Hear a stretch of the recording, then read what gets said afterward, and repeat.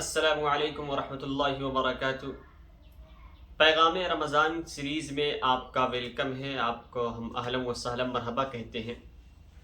آج پیغام رمضان کی پہلی قسط ہے جس کا عنوان ہے زبان کی حفاظت۔ اللہ تبارک و تعالی نے ہمیں اور آپ کو رمضان المبارک جیسا عظیم و بابرکت مہینہ عطا فرمایا ہے، تو اس میں ہمیں اور آپ کو اپنی زبان کی حفاظت کرنی چاہیے۔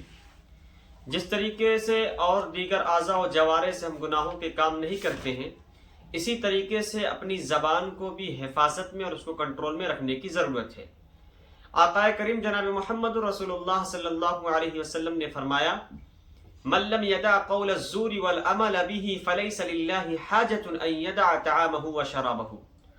جو شخص جھوٹ اور جھوٹا کام نہ چھوڑے تو اللہ تبارک و تعالیٰ کو کوئی ضرورت نہیں کہ ایسا شخص اپنے بھوکا اور پیاسا رہے۔ کتنی سخت وعید نبی کریم صلی اللہ علیہ وسلم کی جانب سے سنائی جا رہی ہے۔ ایک دوسری حدیث کے اندر آتا ہے: کم من صائم لیس له من صیامہ الا الظمأ وکم من قائم لیس من قیامہ الا السحر، کہ بہت سے روزے دار ایسے ہیں جن کو صرف بھوکے اور پیاس کے سوا کچھ حاصل نہیں ہوتا، اور بہت سے قیام اللیل کرنے والے ایسے ہیں جو صرف رات جن میں صرف رات کا جاگنا نصیب ہوتا ہے۔ تو اس بابرکت مہینے میں ہمیں اپنی زبان کی حفاظت کرنی ہے۔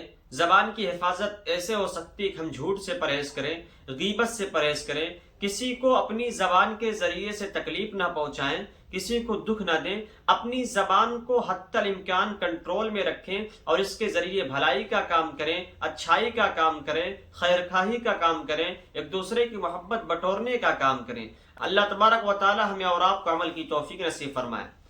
اگر ویڈیو اچھی لگی ہو تو چینل کو سبسکرائب کریں، لائک کریں اور اپنے دوستوں احباب میں شیئر کریں۔ السلام علیکم۔